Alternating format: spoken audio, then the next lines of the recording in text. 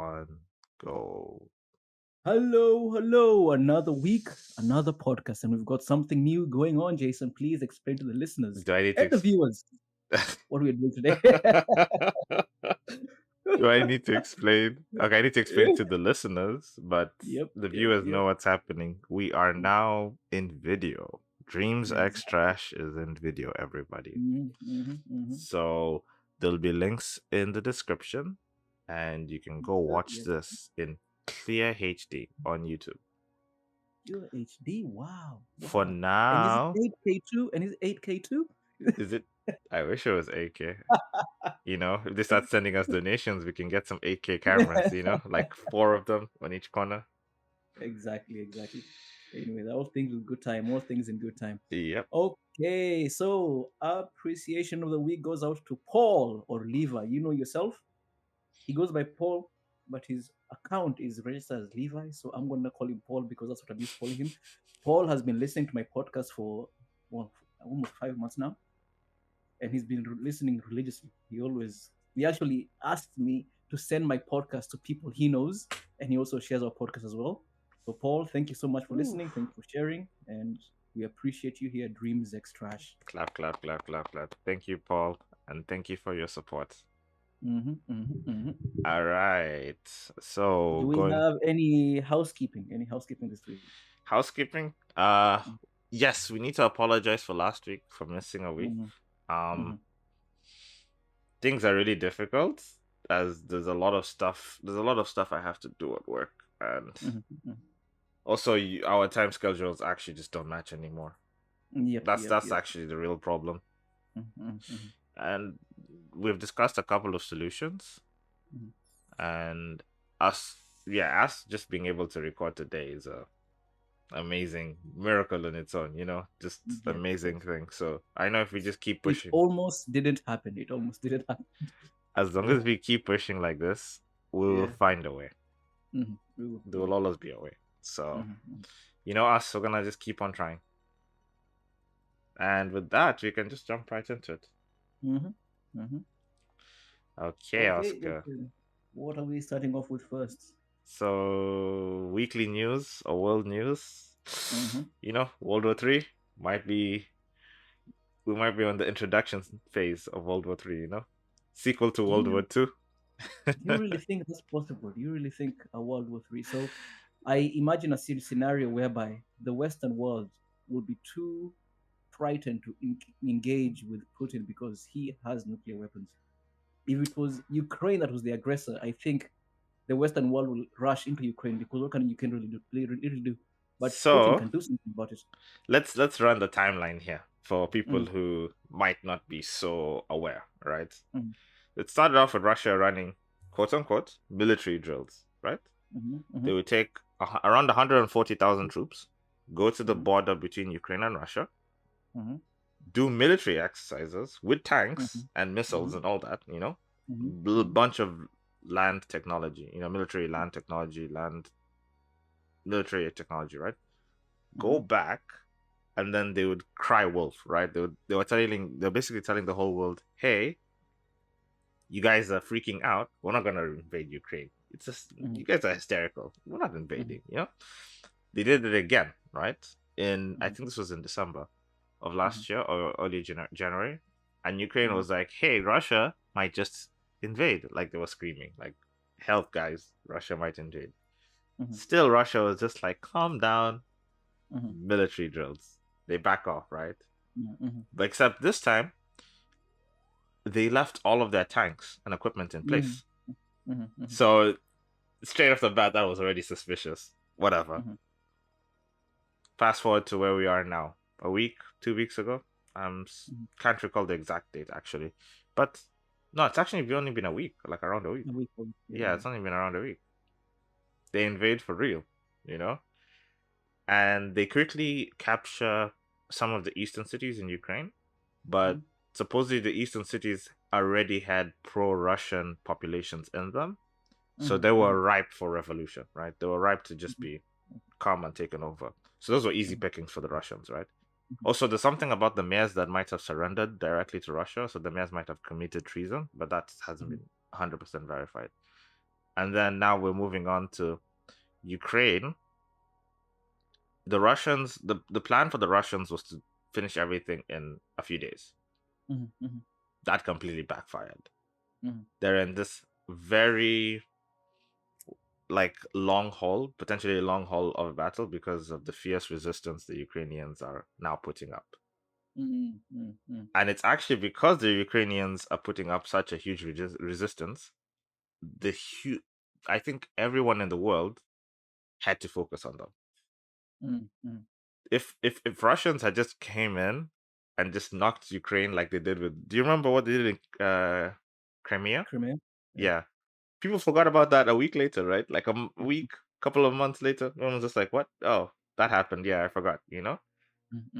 But by them putting up this huge resistance and just like they forced the entire world to pay attention to them. Even now, everyone's paying attention to them. And then now there's just a massive amount of support.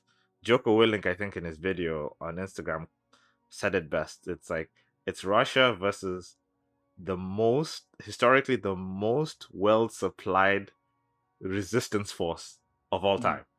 Because they're getting so much, they're getting weapons, medicine, money, everything they need is being supplied by the NATO countries, even Japan is throwing money at them, and accepting refugees. So it's just it's so crazy. Yeah, so there are some things that come to mind when you talk about how it started, like the idea of going to the border, just doing military drills and backing off for a while. I think this is something that works in psychology as well. Like if you want to if you want to get something from someone, or you want to make someone if you want to make it possible to push someone beyond their boundaries, you go in a few inches, you push a little bit, then you back off. You push a little bit, then you back off, right? Just see how much they're willing to take, right? Isn't that the saying of like, you're just putting your toe in the water, just feeling the temperature a little bit, just yes. And if no one says anything about it, it shows that you can go a bit further next time, right? Yes. And that's how it works. And I think even this was also something that I think NATO let happen, because here's the thing. NATO. NATO. Yeah, so if you look at one of the in high school now, studying the Second World War, one of the rudimentary causes of the Second World War was the appeasement policy by Neville Chamberlain. So Neville Chamberlain was the Prime Minister of the UK prior to the Second World War, right? And his policy was called appeasement, and appeasement was basically let the British do whatever they want. let Hitler do as much as he can, as long as he's not invading anywhere, right? Yes. But then he invaded Czechoslovakia, and they were like, "Oh no, shouldn't do that." But wait, it's only Czechoslovakia. It's also such a big deal. Yeah. But then he went further and he invaded Poland, and now they realize appeasement is failing. And I think the same that NATO did with Russia. They let them invade Crimea, or it was an invasion, right? Crimea is part of Ukraine. Let me just clarify that. So they took Crimea, and NATO basically did nothing. The UN did nothing, right? And so Russia's like, cool. It looks like these guys can let me do whatever the fuck I want. Oh, 100 yen. Let's be real here. Is the US and the European countries going to risk war with Russia over Crimea? No way. No way. And even now with Ukraine, NATO and I don't think the UN will do anything, because why? It's like that's why they're willing to just give weapons to the Ukrainians. Let the Ukrainians fight it out, like let them handle Russia, because they know if America comes in, now that's World War III, right? For real. But let me add this other tidbit. We have to talk about the Russian economy. Everyone thought sanctions were a joke, right? To be fair, even I didn't know sanctions gonna work. Like I knew I always thought sanctions were like it took time to take in effect, right? It wouldn't instantly hit the economy. It would hit the economy in the long run, right? The effects we're seeing right now of the multiple sanctions. Do you know, like, so American has sanctions, Europeans have sanctions, almost every country. Okay, that's not correct to say, but a lot of countries have sanctions on Russia. Russians were kicked out of Russian accounts were kicked out of the Visa and MasterCard networks. Oh, the European SWIFT system. Yeah. The ruble has fallen down like 30% in value. it's so ridiculous how hard hit all of the entire economy is just by this. They said even like if this war lasts a couple of months, Russia is actually just gonna bankrupt itself. Mm, mm. Like this is the reason. For the most part, I have honestly been trying to ignore this issue in Ukraine. Why is that? Because it's another war that the media is telling me to focus on. Like, look at what's happening in the Middle East, what's happening in Yemen, what's happening in Palestine. And I'm not saying, oh, woe to the Palestinians, oh, I feel so bad for them, but it's like that has been going on forever, Yeah. Palestine, like Americans dropping bombs on Yemen like it's nothing. It's just another day down there. We don't talk about that. Let me tell you something crazy. An Egyptian football player refused to play a game against Israel. I think a game against Israel, I believe. It was a national game, right? An international game. And because he refused to play against Israel in support of Palestine, he was banned from playing football for 10 years. He can't play for 10 years because he's supporting Israel. Sorry, supporting Palestine. And I think now European teams in the UEFA are standing in solidarity with Ukraine, and everyone is happy for that. It's like, oh, clap for them. They're honorable. They're righteous. But what's happening in the Middle East? No one is talking about that. It's like that's just how things are in the Middle East. So if the media doesn't want me to focus on the Middle East, why would I care so much about the Ukraine? What's different about the two situations? This Russia Mhm. Russia is knocking on the doors of NATO, and both are nuclear weaponized countries. True, So true. I agree. the But my the issue potential isn't for about like. destruction Uh-huh. between the two conflicts is massively different, right? I can agree with that, but that's not what the media is telling me to focus on. The media is at least in Japan at least, it's focusing on the suffering of the Ukrainian people, not about how powerful Russia is or NATO is. Oh, Right? but that's just a media ploy to focus on. Exactly. You tell the Exactly. human story so that people can relate, right? You don't Exactly. like you can't just throw numbers at people like, oh, True. Now, 200,000 dead. People will just be like, the human mind my isn't made to question here is comprehend that. my question here is where is the Yemeni story? Where is the Palestinian story? Oh, they've Where been is the told though. Afghani story? They have been No, told. no, they've been told once, but it's still going on. It's sort of like the trouble there is over. You know what I mean? I will also Where say is it in the this. media? Hmm. They have a lot more of a complicated history. Their history, like, What about the history of Ukraine and Russia? and then Is it it more also complicated? includes the British. Like, their problem Mm-hmm. is hard to solve going Mm-hmm. forward. Mm-hmm. I'm Is the pretty Ukrainian sure problem easy to solve? Is it easier to solve? the Ukrainian people want freedom. Do the They Yemenis they've and the they've done Palestinians want freedom? they've done two revolutions in the past, and they've broken Okay, off so away from Russia, right? you're It, telling me the Ukrainians want freedom. Do the Palestinians, the Yemenis, and Afghanis want slavery? then the Palestinians feel like that is their country, and then the Mm-hmm. the Israelites go like, no, this is our country, and then they Mm-hmm. both this is the thing, they both have claim to the same land. At some Mm-hmm. point in their past, their ancestors owned the land, right? And then the Mm-hmm. British came along and they made it even more complicated. I'm oversimplifying the entire history. I might even get some of the points wrong, but the point is that that So story is a lot more gray than the Ukrainian Russian story. no, I think it's the same story. It's not the same story though. Think about it. At some point, was in Ukraine a part of Russia?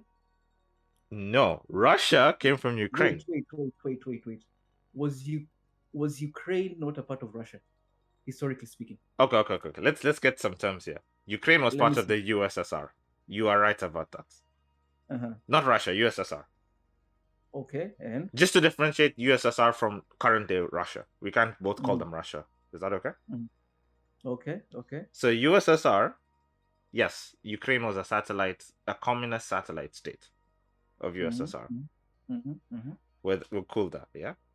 Okay. But if we go back further, it has Mm-hmm. been said in multiple literature and historic writings that the Slavic Empire, which gave Mm-hmm. birth to Russia itself, has Mm-hmm. origins in Ukraine itself. So Ukraine has Mm-hmm. this huge cultural value of being the birthplace of the Slavic people.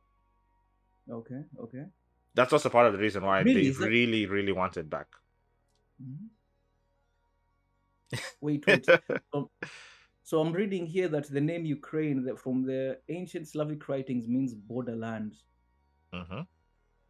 So during that most of the 20th century, Ukraine was referred to in the English world as the Ukraine, as the word Ukrainia means borderland, which translates from the borderland, similar to Nederlanden, meaning lowlands. Okay, that's just something else. So Okay. So here's the thing: Ukraine and Russia have been fighting for a while. Ukraine has always been trying to exert its own independence. Okay. And Russia has always felt like Ukraine is actually it's the Taiwan-China thing, basically. Okay. Taiwan broke away from China a long time ago. They had a war. The Democratic Republic of China lost, and they were relegated to a small island, which is Taiwan now, right? While the Communist Party in China, the CCP, am I getting that right? CCCP built the entire government that we know as China right now. But China never forgot about Taiwan. They're like, no, that island is ours. Just because the international community accepted that you are now Taiwan and blah blah blah, it's like no. You are part of China. And Taiwanese just want, they don't consider themselves Chinese. They want independence. Ukrainians are the exact same thing. They want independence. They don't see themselves as Russian people. And actually, some of them don't even like Russians. And it's like, okay, morally, where do you stand? It's like, hey, if somebody wants to be free, let them be free. Isn't that like one of the more core values of democracy? We've chosen to go all in on this democratic system, right? The world in general. Isn't freedom or freedom to choose your own future, to mold your own destiny, isn't that one of the core beliefs or core values of democracy?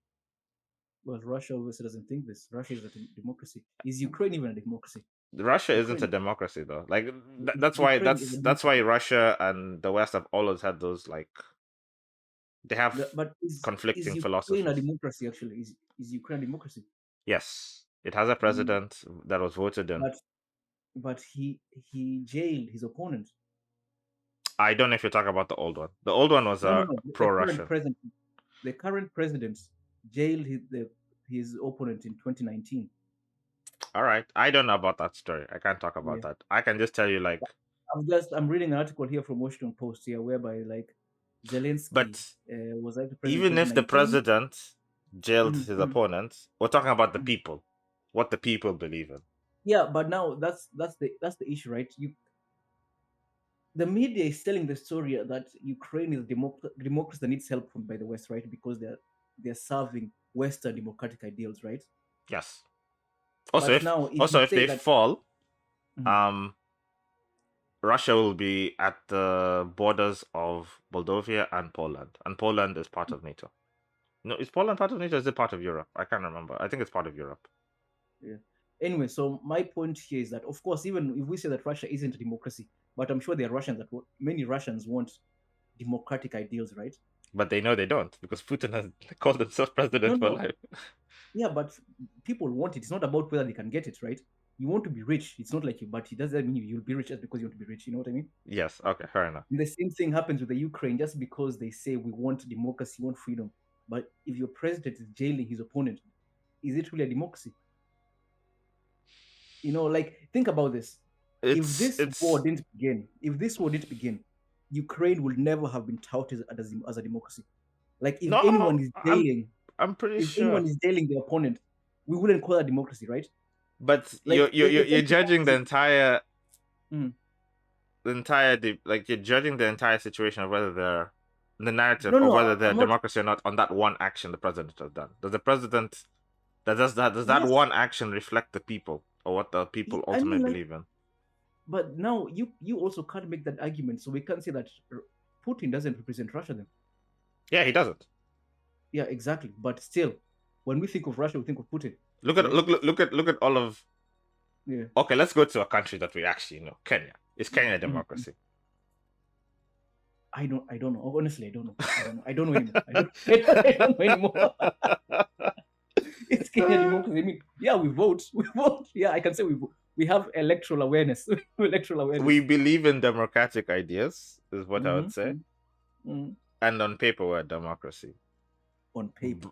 But the way we operate and the way our politicians operate, we know Yeah, we're but I not in a mean, democracy. Not really. on paper, Russia is also a democracy. They also have elections in Russia. Just Putin Oh yeah, wins yeah, all yeah. of them. I can agree to that. But we know that they're not.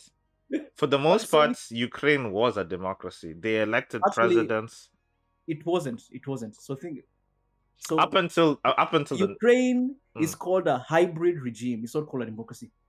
okay. It's not called democracy. So that means they are kind of halfway between democracy and totalitarian state.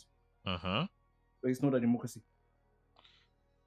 So anyway, so I'm not saying that okay, let's let the Ukrainians suffer because they're not a democracy. All I'm saying is that the media is giving us a false narrative that we need to help them because they're a democratic state. They're not.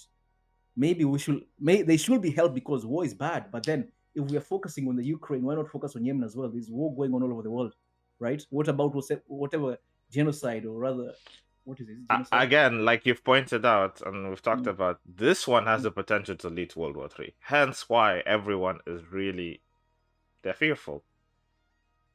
And also, if Russia can do mm, this, mm. it continues that narrative, that idea that, like you said, in World War II. What did Hitler do? Hitler said, I'm not going to invade. And then he invades Poland. And he's like, guys, relax. I'm going to stop here. Invades France. You know, what stops the Mm. Russians from just taking up Moldova, Bulgaria, all of the Mm, other mm. former USSR satellite states? What stops them? Yeah, I don't know. I don't know.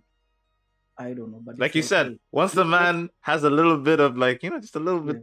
sweetness in his My mouth, it's my like, idea why is not this. just go back and take everything?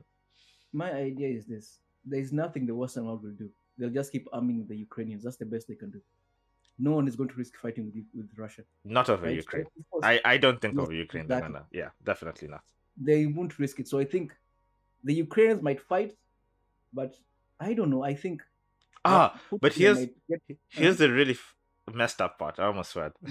Here's the really messed up part, right? Mhm. Ukrainian previously had nuclear weapons.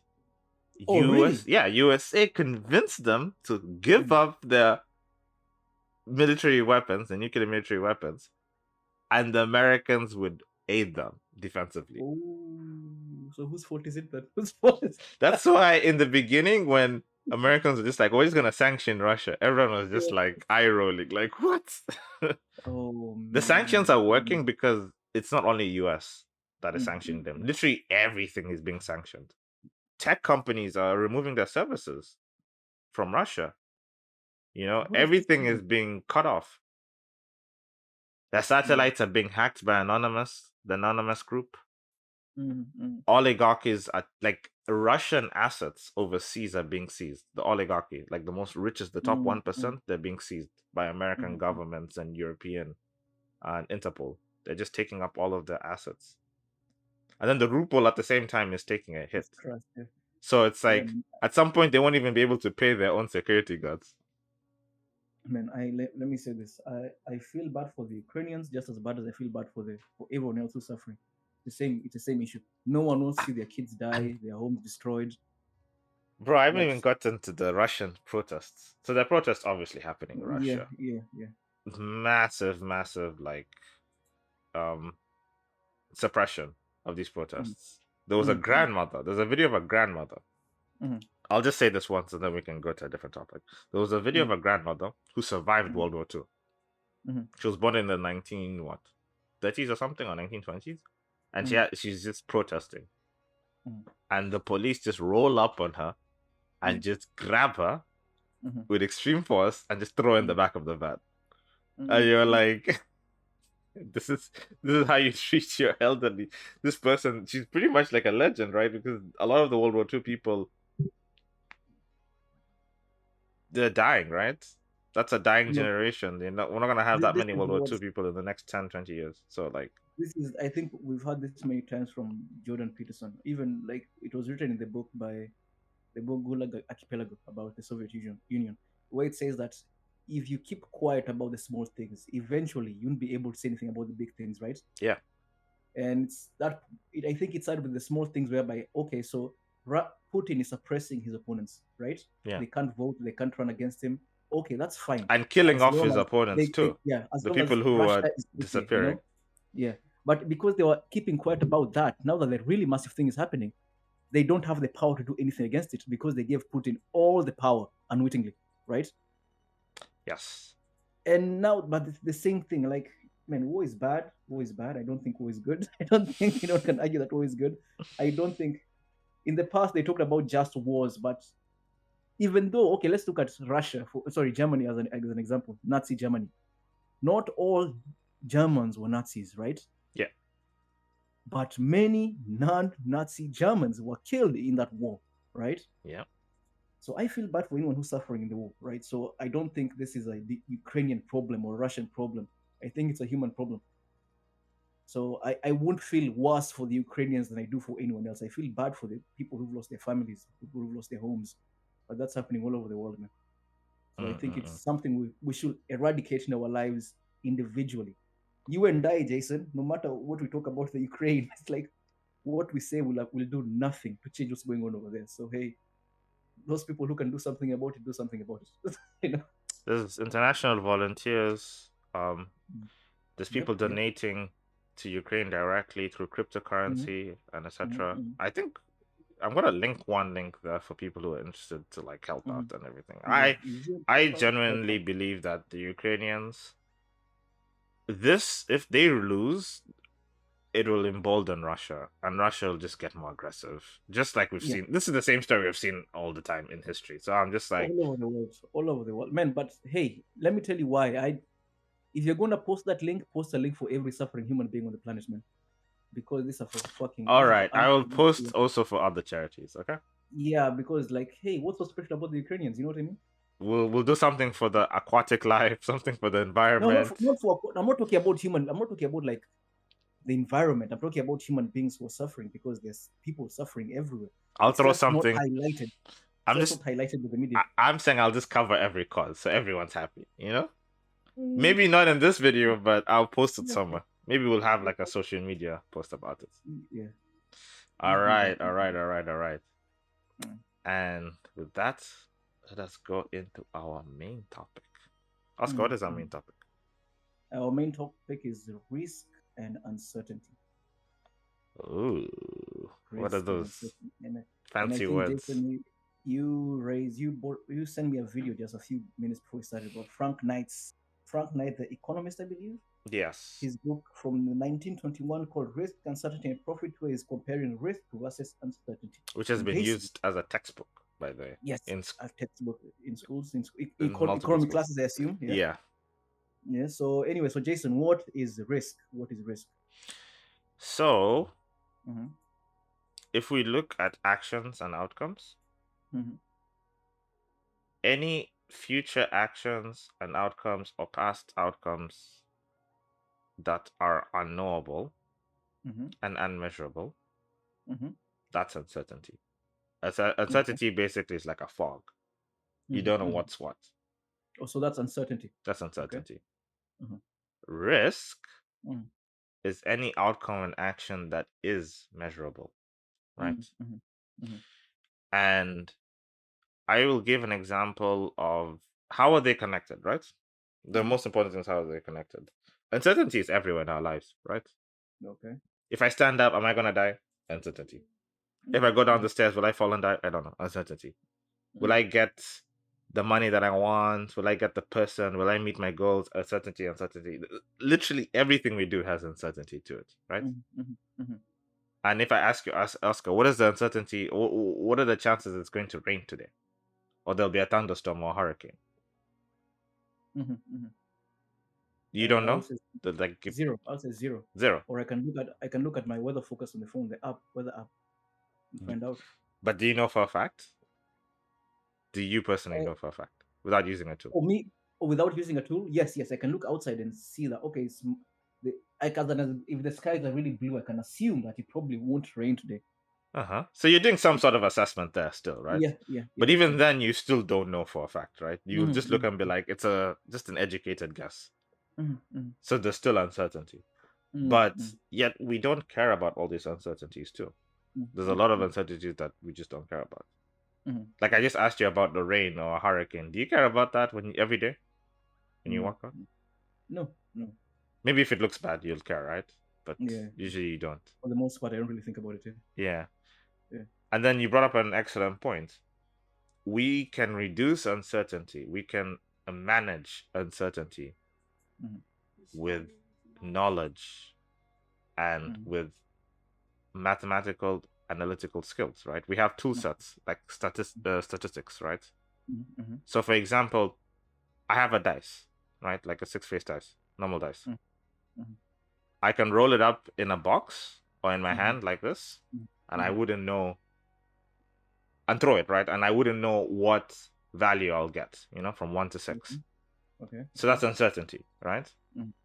But then I can go like, all right, let me look at what values are possible. 1, 2, 3, 4, 5, 6. What are the chances of me landing a 5?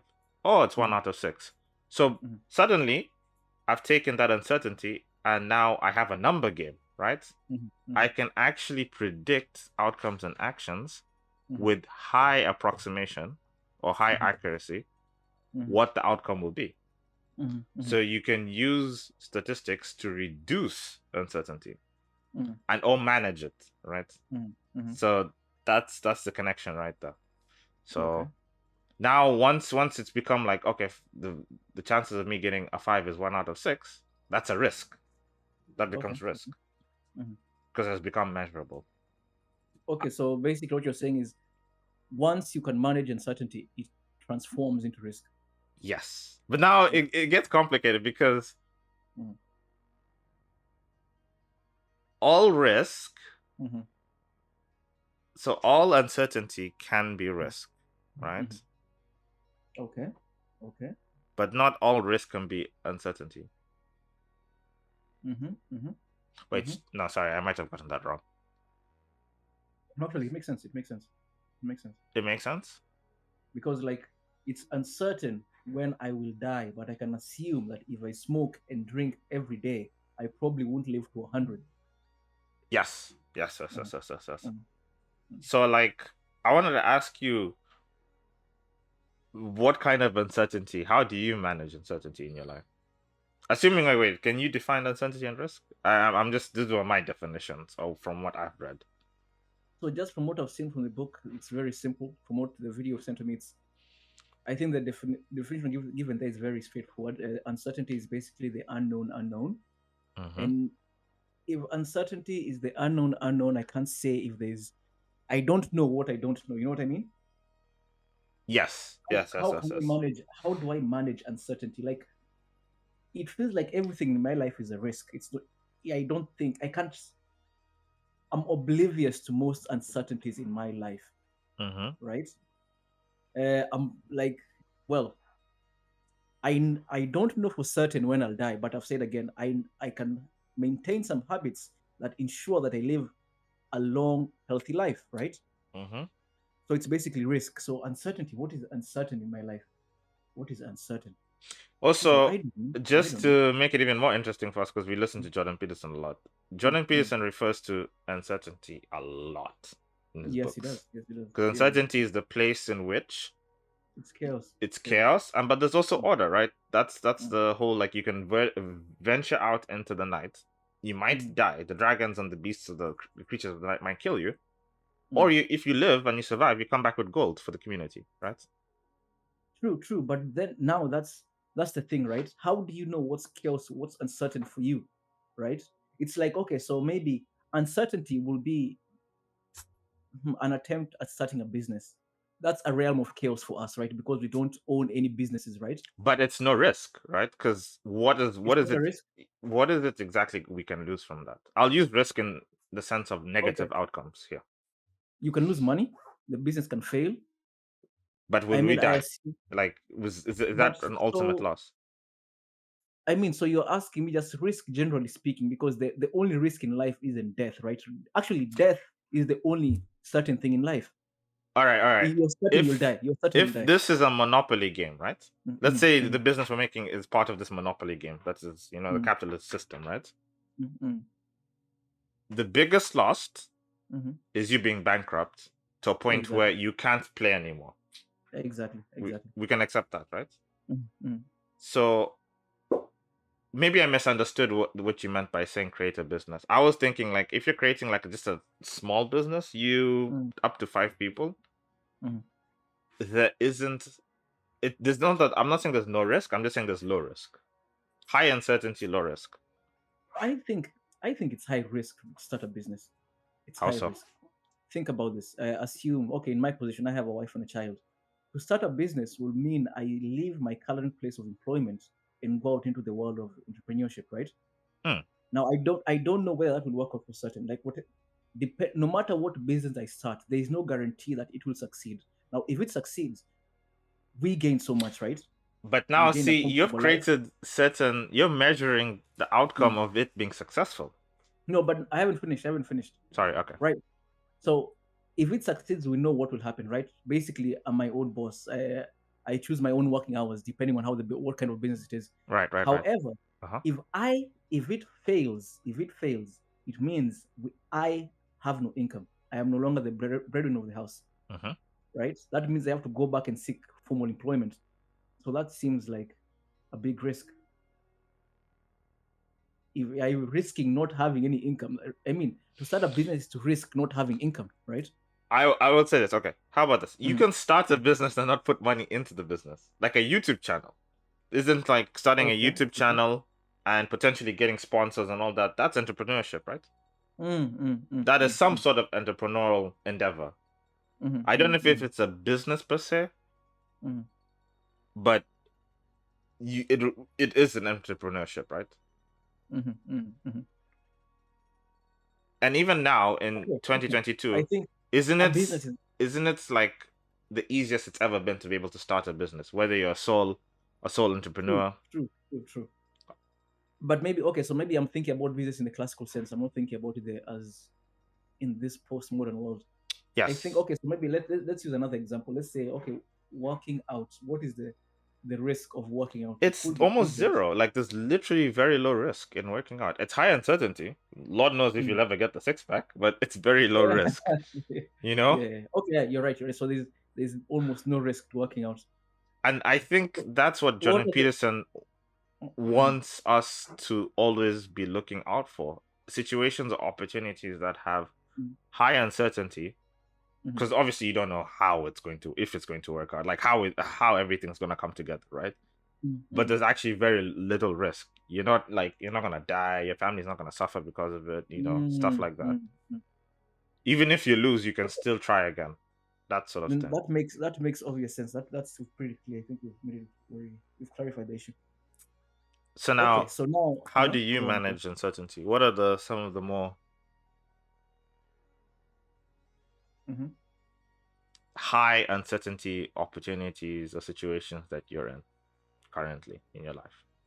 I think there are two things in my life that were extremely uncertain. Number one was obviously coming to Japan. I think, as I mentioned in a previous podcast, when I first came to Japan, I had no clue what I was going to do when I got here. Right, I had no job lined up waiting for me. But you And had a then I came. scholarship, right? No, I mean that was the first time. I say I finished my school in Japan, went back to Kenya, then came Mm-hmm. back again. So Mm-hmm. when I came back again, I had nothing waiting, nothing. Right, Mm-hmm. totally blind. I came here blind. Mm-hmm. So I think that was the biggest level of uncertainty in my life. And right now, another level of uncertainty is parenthood. Because it's like when you become a parent, Mm-hmm. there's no training you get in being a father, right? There's no hey, this is what a father does. I guess you can mimic what your father did with you, right? Mm-hmm. But then it's like, okay, so I'm a boy. My father was raising only sons. I have a daughter. Will my father treat me the same way he did if I was a girl? Mm. I don't know. But I don't. I also don't think so. So it's like every day it's another uncertainty. How should I respond to this issue when it arises? Like one day my daughter is gonna get her periods.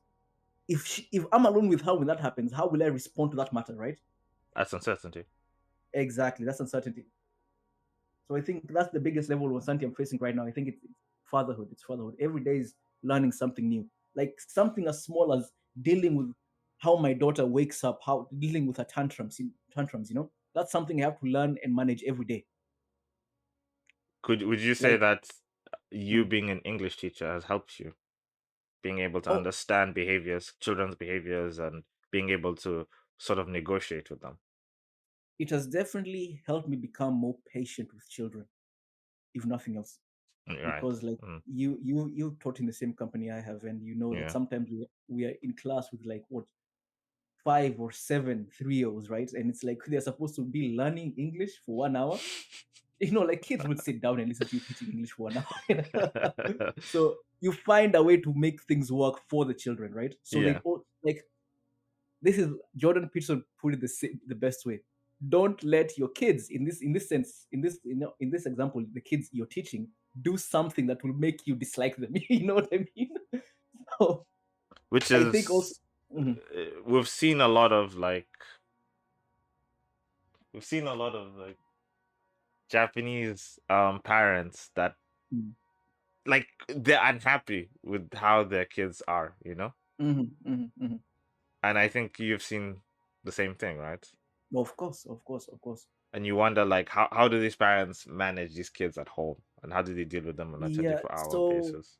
I can say this. Raising kids in this modern world is challenging because both parents are working. So you Hmm. don't have time to discipline your children the way we would have been disciplined by our mothers, right? Because maybe dad wasn't always at home, but for the most part, mom was there, right? I don't know if it was the same for you, but it was like that for me. My mom and my dad Uh, both were working.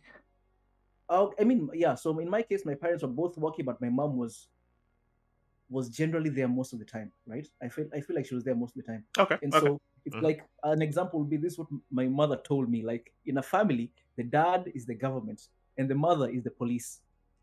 The the father That's lays down the funny. law and the mother enforces the law. That's what my mother said. Uh, Interesting. yeah. Okay. and Okay. and I think that made things pretty straightforward because the dad can't always be there to discipline you. I think in a classical sense of what the old traditional family structure, which actually, as my wife Wait, and wait, I wait. get older, What do you mean the old traditional? You mean like the African no, one, or no, what? no, just traditional family structures. Like the man works, the mother is the man is the breadwinner, the woman is the house. I don't not Keeper, host. What's the not keeper? No keeper, keeper. cleaner. Oscar, you Not gotta cleaner. say. No, no, no, no. You want us to get? You want us to get cancelled The already? homemaker. The mother is the homemaker. The homemaker. You know what I mean? Yeah. Yeah. So like in that traditional sense, actually, it's like actually my wife and I were having this discussion a few days ago, and we realized that traditional idea of family actually makes total sense. This idea of two people working, it makes zero sense. Like, whose child is this? Is it our child or the daycare's child? You know what I mean? Yes. Yes. Yes. And Yes. Yes. Yes.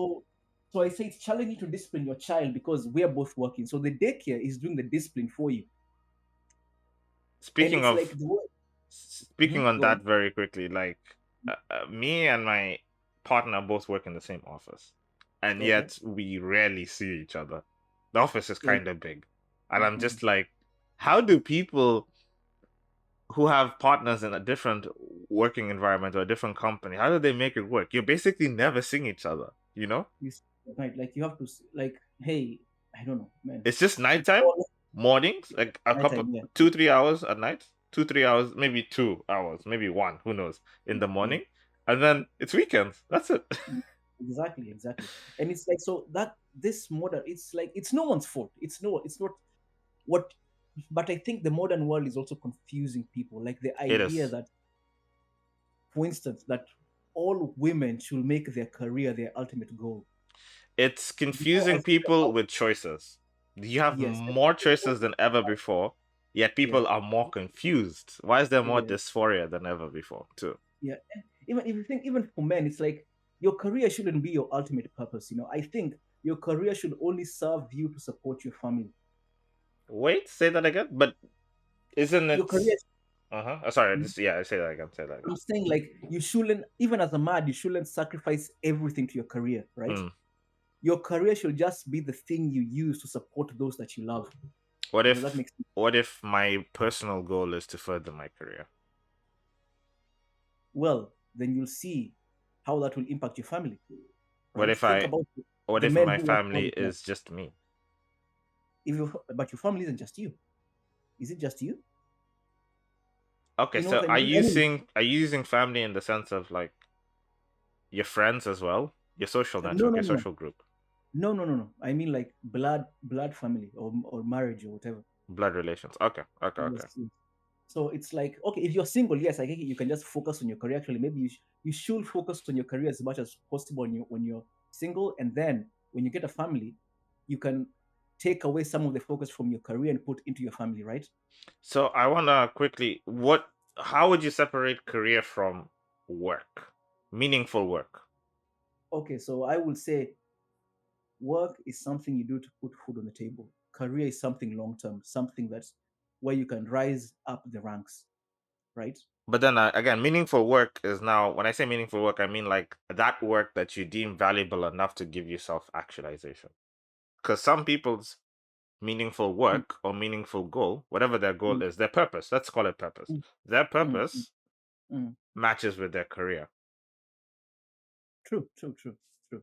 So how are you separating work, purpose, and then career? I think okay, so I will say that a career is anything where you can rise through the ranks, and career doesn't have to be a purpose. Like a Yeah. salaryman in Japan, he's just looking for the next year's, next year's increase in salary. That's a career, but it might be meaningless. He's Mm, just doing it for the sake of the increased salary, right? mm-hmm, Just as an example, I'm not saying they're all like that. And work with purpose will be maybe the carpenter who's not really seeing an increase in his income, but he really loves what he's doing, right? mm, mm. I would say that's work with purpose. But a career doesn't, but both of them can have purpose. But I think a career is all about rising up the hierarchy. That's what I think a career is. So there has to be like upward mobility in a career. Yes, yes, yes. But work doesn't necessarily have upward mobility. Like you can be a shepherd who loves shepherding, but you're not really moving up in any hierarchy if you're a shepherd. You know what I mean? We've gone on a long tangent, by the way. So I want to go back to what we were talking about. So we're talking about high uncertainty Mm, situations. You mm, you brought mm. out high uncertainty. Does any of the situations you brought up, like fatherhood, is it high risk for you? Low Oh risk? yes, it's. I would say it's very high risk. It's the ultimate risk because in how many ways can I make my daughter's life miserable, right? And it's like it's very easy to make your child's life miserable. It's like all I have to do is nothing, right? I can let my daughter watch YouTube and I use Instagram, you know, and that Right. will make my daughter's future miserable. It's like it's very easy to make my daughter have a miserable future. Dad wasn't there. Dad wasn't there. Dad never paid attention, right? It's Yeah, not even like yeah. but at the other hand, like to discipline my child, I have to go out of my way to do things that I know that if I was a child, I would have known my parents to do this to me, right? Mm-mm. Like telling my daughter, okay, so we've decided YouTube is only 1 hour in the morning, finished. Even though you're screaming and throwing a tantrum, no YouTube. Like as a child, you want that to just tell you, okay, watch YouTube, it's fine, right? Mm-mm. But as the parent, I know it's not okay for her. So I'm willing to fight with her, or rather have her fight with me just to discipline her today, right? Right. And so that's why I'm saying it's being a father is or rather just being a parent is very high risk. Very high risk. Mm-mm-mm. Yeah. Mm-hmm. I would say that there's a lot of things that I have high uncertainty with. Mm-hmm. I will state my current job Mm-hmm. is a very high uncertainty because being a new person Mm-hmm. at a company that has a well-established culture, even in Pepe, a previous job, my previous job, Mm-hmm. and your current workplace, right? Mm-hmm. There's high expectations to you to fit with company values, right? Mm-hmm. Mm-hmm. And obviously, in the first month, they don't expect you to know everything. Second month, Mm-hmm. they don't.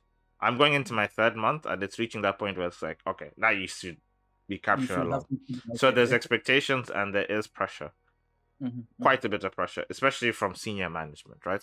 Mm-hmm. Mm-hmm. So you're constantly asking yourself, like,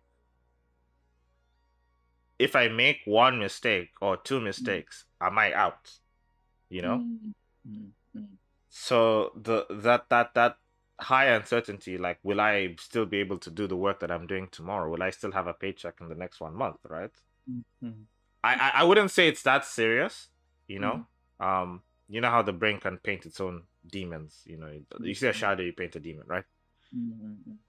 Obviously, I might be seeing a lot of these things and just creating my own horror show in my head, but it's still that. It's still my reality. Like no one can deny. Like that anxiety that is created from a high pressure work environment, you know? Mm-hmm. You worry about like I might not be here tomorrow. Mm-hmm. So in that case, it's high uncertainty. I don't know if it's high risk. Mm-hmm. The individual actions I do don't carry high risk. Mm-hmm. Only when accumulated does it do it, you know? Mm-hmm. So the actions will lead to a certain outcome. Okay. So I don't know how to assess the risk at the moment, but I would say they're definitely high uncertainty. It's the most high uncertainty situation that I have in my life right now, actually. Mm-hmm. Yeah. Why do you think human beings, now this is like in general philosophy, Mm-hmm. we've run away from uncertainty? Because uncertainty, like back to the idea of chaos, uncertainty is chaos, right? So if you go back to medieval Europe or even before that, like it's like people were building cities with walls around them, right?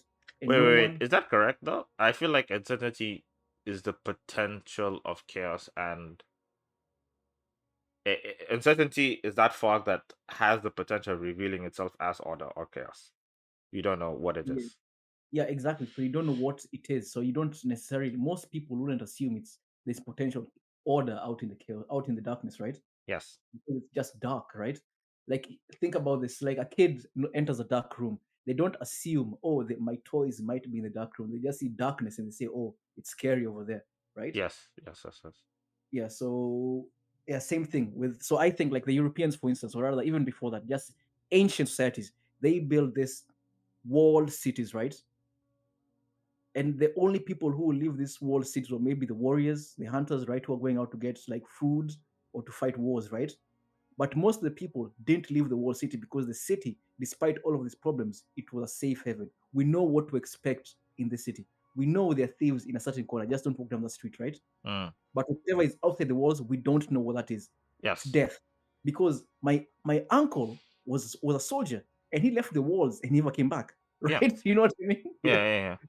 But the So people who did come back were heroes, right? they Celebrated were as heroes. legends and myths. There was Yes. myths created about them. And so we do celebrate those people who openly accept chaos and uncertainty. But I think the kind of person who we celebrate is a meta person. It's not a real person, right? No, but my point is that the people who ultimately, okay, I'll say this: isn't it not the role of the leaders and the heroes to manage uncertainty, to manage not the Mm. uncertainty around them, but Mm-hmm. to manage the uncertainty of their situation and the people are around them as well? Oh, yes, that makes sense. That does make sense. Yes, that's true. That's the role of the leaders. To make so basically, what you're saying is that the role of the leaders is to make you feel safe. Yes. Well, Uh-huh. yeah, provide insurance, right, of some sort. Mm-hmm. Provide assurance. Okay. Because then Yeah. with that you can apply it to heroes as well Mm-hmm. as like even normal leaders like the CEOs and the senior management in any company or business, right? Mm-hmm. The uncertainty is like, hey, will I be able to feed myself, right? Mm-hmm. I don't have money. Would I be able to feed Mm-hmm. myself, get all the stuff that Mm-hmm. I need to survive? Hey, Mm-hmm. come work for my company, me the leader. Mm-hmm.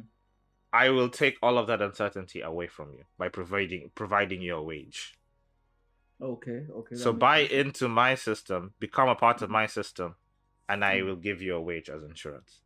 Mm-hmm. And Mm-hmm. that suddenly it stops becoming uncertainty of whether you will get a wage and becomes a risk of whether you'll get a wage, because you might get fired, right? There's an outcome of you getting fired.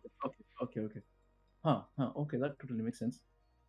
But then going back to the idea of the people who leave the city and come back as heroes, like how many of those were there, right? Like Yeah, I don't know. the argument I'm making here is that if everyone that left the city walls came back victorious, then there wouldn't be such hype around this notion of hero because everyone just does it, Everyone goes and comes back successful, you know what I mean? Mm-mm-mm. And that's why I think the realm of chaos remains as the realm of chaos, not because there's demons or darkness out there, but because most people that go out into chaos don't come back. And those that do, we celebrate them because they did something Is most. that true? I feel like I think it's true of that everything. is the It's true. narrative. That is the No, narrative that think is. about this. think about this. Did you know that most businesses that start don't survive 2 years? Most businesses, right? Okay. How many? So think of how many relationships that start don't make it to marriage. Most of them. Obviously, it's most of them, right? That's an uncertainty. Like, it's unknowable. Yeah, Who right. knows how many? 25% of pregnancies end in what is it? What, like not a stillbirth, like when the baby dies prior to being born. What is it called? Anyway, so the 25% of pregnancies end in the death of the baby. Premature. Premature death, whatever it's Yeah, called. Yeah. this is called premature death. Fine. Yeah. So it's like most things are actually out in the realm of chaos, and most things that are out in the, like, we celebrate most things because out of chaos they were born, but most things that are out in chaos don't make it, that go out into chaos don't come back to tell us what happened, right? Hence, they're Like, unknowable. That's the part that's exactly, unknowable. Yeah. exactly. And that's why, like, yeah, we celebrate those things because of what a big achievement they are. Because most things collapse, most things just end in failure. But it is in that realm of not of unknowable, of the realm of the unknown, rather, that our dreams can exist. Yes, our dreams definitely exist in the realm of the unknown. They don't exist here, because if they exist here, it wouldn't be a dream; it would just be reality. Yes, right? exactly. Yeah. So we still need it. Like, we so do need the chaos. We need the uncertainty. I agree with that. So why do you think it's education? Has education made us more, has created a disposition for us to be afraid of failing or losing, or Because modern education has definitely, I believe, it has made us more risk averse, right? yeah. Because think about this: how many tests do you get in one semester of school, right? You get many tests, and when you get a D on the tests, at least in my memory, the teacher doesn't tell you, "Oh, you didn't do so well this time, but if you focus on what you got wrong, next time you'll do better." No, they just tell you, "You're not learning anything. What's wrong with you?" You know what I mean? And then when a test is put in front of you, there's usually only one or two answers, right? So it's back to like rolling the dice. So it's just a numbers game at that point. So it's nothing but risk. There's zero uncertainty. It's just risk. You know what I liked when I got into high school? I got really good at taking tests, and I liked the tests in high school, especially things like history or business, those kinds of classes where it's like it's all theoretical. Of course, yeah, even history. you can argue your way to the answer. Yes, I used to like those ones too. And now I go through that because, like, the multiple choice or the one word answers, like, I always used to get those, but I used to fail at those ones because just, hey, I don't remember this one particular. I can't remember this one word. You want that's one word in this sentence? I don't remember what that word is. Yes. But let me argue out my point. I can do that for sure. Yeah. Right. It might be wrong, but I'll definitely convince you to a degree. Yeah. So I think that's how all schooling should be. Like, let people argue out their points. But I think maybe things like even math, it's like there's some basic metrics in the world. Just like there's some basic facts. I don't know. Was this facts? What would I say? There's some base knowledge, right? That we all need to build from. Example is like maths, like what you said. The maths is across all languages is the same thing, right? Yeah. So like with that, it's like either you have the right answer.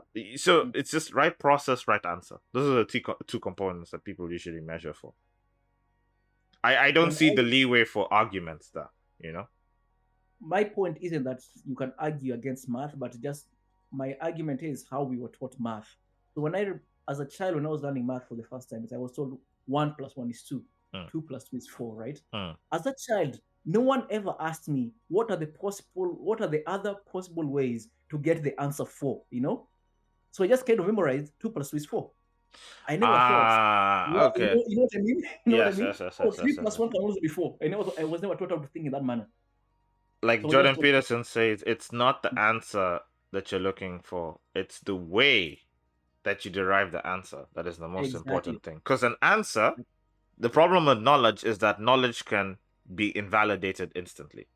New information can come in that renders old answers invalid immediately. Like everything that we take for reality or as a fact right now, like saying that the world is round, for example.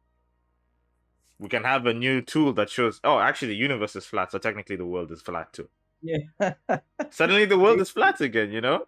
So you're gonna rile some people up. You're gonna it's an example. People need to relax. Okay. So the answer itself isn't important. It's the ways in which you can derive the answer that is important.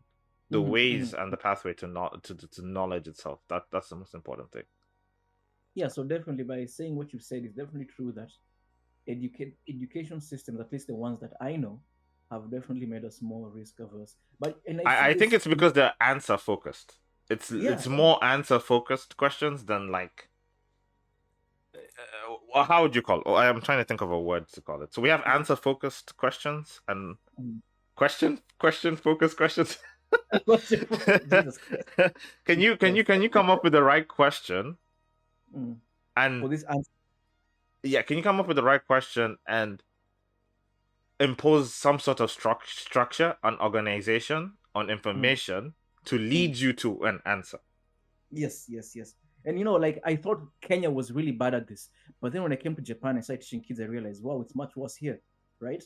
It's like these kids, they won't give you an answer unless they know for sure it is the correct answer.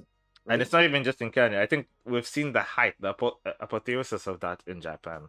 Yeah, that's what I'm saying. It's in Japan. It's terrible in Japan, right? Oh, you said Japan? Sorry. Yeah, I said Japan. Like in Japan, you ask these kids, what food do you like? And they will look at you like you're not there, like you don't exist. They look at you like you ask them, is there life in the universe? They will sit there like this, like wondering. Oh man, it's so bad. It's so frustrating. It's like they want you to give them flashcards. Okay, say I like banana. Say I like banana. Like, but I don't want to do that. It's so. The worst is when they look at the parents, right? Like you've taught them the fruits, right? Apple, banana, whatever, right? They can say I like banana apple because you've played dozens of games and you know for a fact they can say it with confidence. Then when the parents are there and you're like, oh, look at what they can do. Hey, what fruit do you like?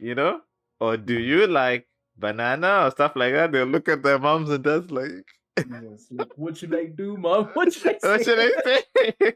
Yeah, but it's not only that. It's like when these kids come into the classroom and maybe they've come in 5-10 minutes early, they ask me, Sensei, what should I do now? Dude, just open your book and do anything. Do anything. We have 10 minutes.